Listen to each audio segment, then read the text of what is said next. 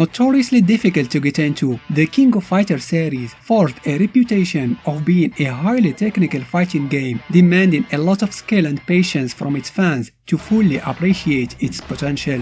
And while a huge deal of its difficulty is due to the diverse and intricate mechanics of the series itself, a non-negligible part is caused by many of its iconic characters who are simply a nightmare to master. These are the fighters that you need to sacrifice countless hours learning how they function before catching a glimpse of their true potential. Some of them can also be noob friendly with easy moves to execute, but fully mastering them by pulling off their most demanding combos and their nightmarish supers inputs is a totally different thing. Without further ado, here's the top 10 hardest characters to master in KOF.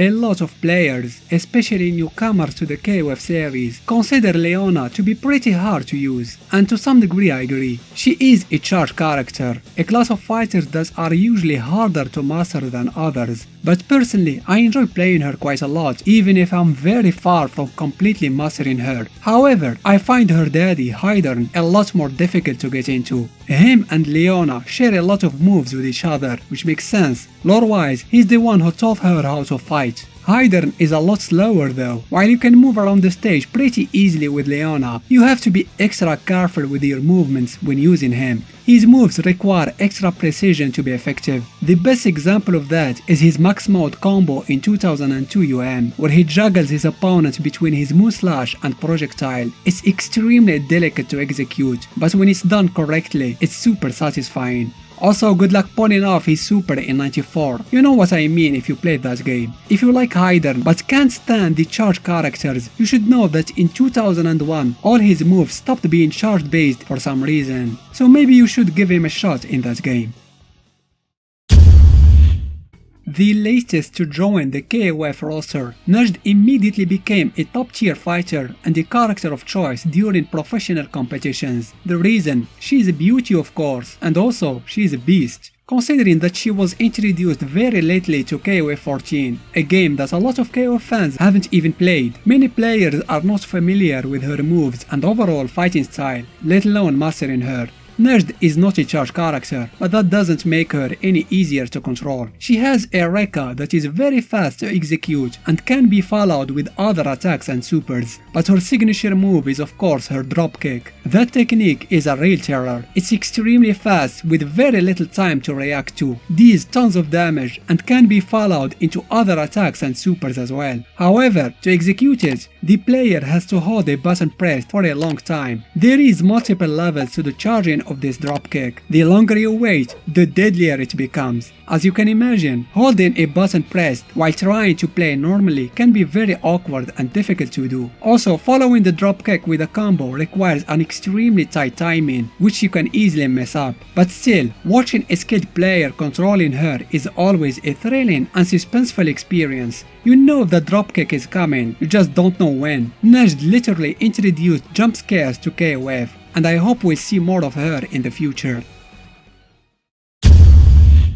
Ralph was used to be one of the rare charge characters that was considered pretty noob friendly. He didn't have many techniques that you'd struggle with remembering them all. He had some command based moves and grabs as well, and is one of the top damaging characters in the series. But starting from KOF 13, Ralph changed a lot, and not just design wise. Almost all his moves were altered. His command grab was completely removed, and he just feels like a totally different character that I'm still having a hard time to get used to. I'm not sure what was the motivation behind changing him that much, especially that there is no story element that justify it, like with what happened with Iori and his flameless version. And his teammates Clark and Leona still play mostly the same as before. I'm not saying that the new Ralph is bad, it's just that I'm too used to the old one that I'm still not ready to relearn all his moveset from the start. I wish if he just remained as the same as before, with some minor tweaks here and there, while they use the new moves for a brand new character in the Ikari Warriors band. This position is reserved for two characters. In actuality, they are one and the same in terms of moves and techniques, even though they have different skins and names. Nameless and K49 are among the strongest characters in the games where they are present. Part of their strength is due to the many powerful special attacks they have. Fast short-ranged projectiles, fiery dragon punches, they are quite good in dealing with any kind of opponent. Their normals are extremely reliable as well, and that forward light punch is pretty overpowered. The difficulty in mastering Name for 9, let's call them that for the sake of convenience, resides with their supers. The execution of the said supers is pure torture. They are so weird and unpractical. One of them is even requiring the much loved pretzel input. But the difficulty is mastering these two characters doesn't end there. Their most advanced combos are awfully demanding. The timing required for Nameless's max mode combo, for example, is devilishly tight. But when done correctly, just enjoy the carnage in your opponent's health bar. One of the rare boxers in the series, Vanessa inherited Rick Stewart's moveset from Real Boss Fatal Fury 2, but added her own personal touch to the fighting style, speed. Vanessa doesn't have many options in terms of long-range attacks, and she doesn't have any projectiles or any far-reaching techniques. Therefore, she has to be very close to her opponent to deal damage. Thankfully, that's not a problem for her. Vanessa is fast, easily one of the fastest characters in KOF. She can close distance with her enemy in no time. The thing with Vanessa is that she has to execute a lot of attacks and chain many combos to deal enough damage that other characters can inflict in one single blow.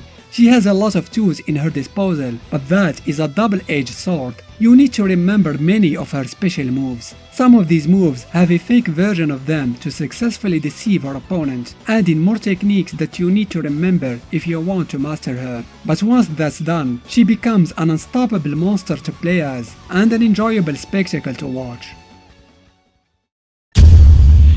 You may think that one of the most iconic bosses made by SNK would be fairly easy to play as. Dead wrong.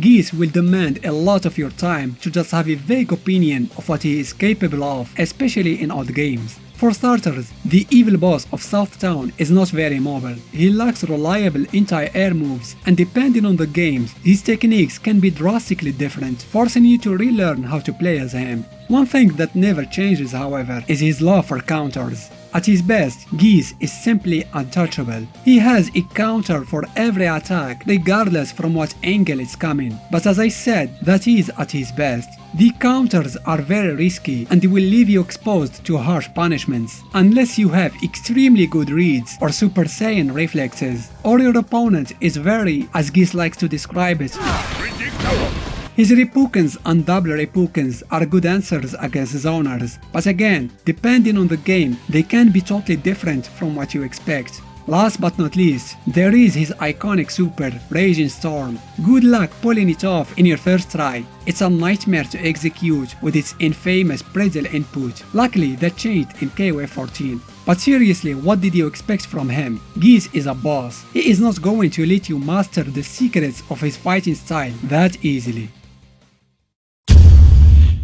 Originally the youngest member of Team Korea, Meili joined KOF's roster in 2001, but didn't reach the top of her popularity until 2002 just like many other characters. As a Taekwondo practitioner, she uses her legs to execute most of her moves. Surprisingly, her style resembles nothing that of Kim's. She fights in a curious, unorthodox way. A lot of Meili's combos include juggling with her opponent, which as you may expect is even more delicate to do in a KOF game than regular combos. Then there is her second stance, where she becomes more serious and switches to her hero persona. Of course, that allows her to gain new moves and even elemental properties, like her lightning-based attack called Lightning. However, the main drawback of this stance is that Meili can no longer block. She obtains new strong techniques true, but she also becomes defenseless, giving her fighting style an exhilarating risk and reward kind of flavor. Her two stances complement each other, and you need to constantly switch between them if you want to see Meili at her full potential.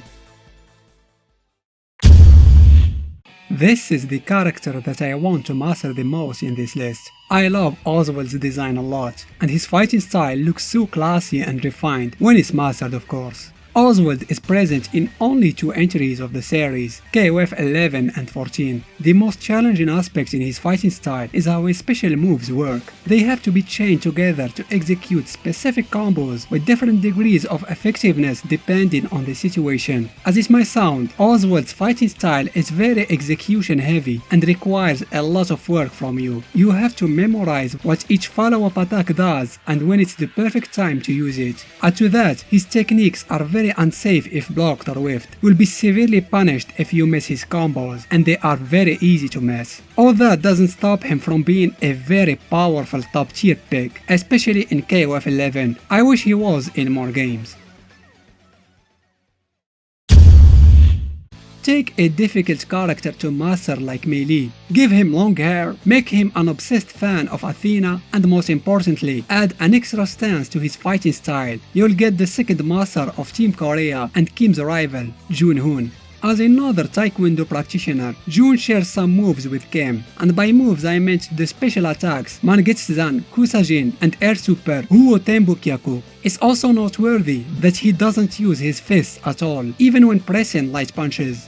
Like Melee, Jun has a second stance where he raises his right leg and gains new techniques. But unlike Melee, he has a third stance where he raises, you guessed it, his left leg and of course acquires even more moves. I'm sure you've already figured out that there is a lot to remember with Jun's moveset. His 3 stances give him enough possibilities to deal with any kind of attack or situation. He can anti-air, overhead, nullify projectiles, sidestep to avoid damage, close distance with a fast sliding attack, break guards. He can do pretty much anything, except blocking when using his extra stances. In addition, you need to keep a corresponding button pressed, much like with Nudge's dropkick. Having sharp reflexes and a good memory is a must to master Jun. He is not easy to play as, but when you can do stuff like this,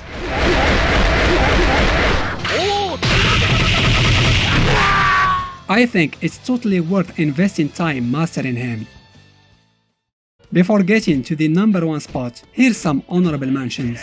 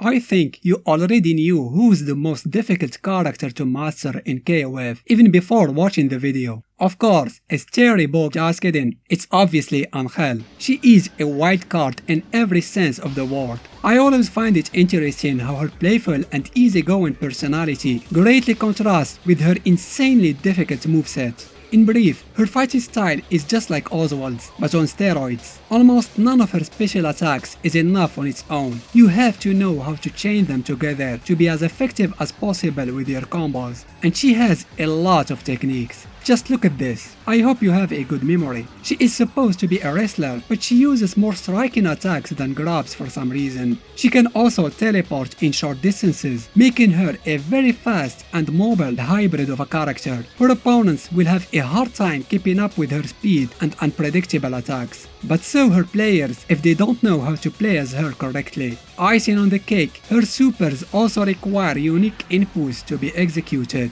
Although they're not as bad as the pretzel input, you will need some time to get used to them. Angel is deceit and trickery in human form. She may give you the impression of being easy, and just when you decide to know her better, you realize how complex and hard she actually is.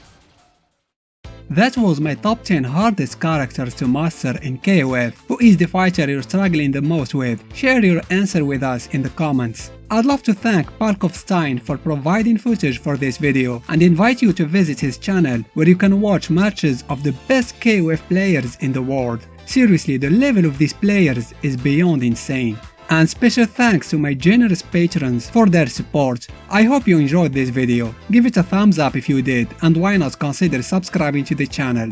Thanks for watching.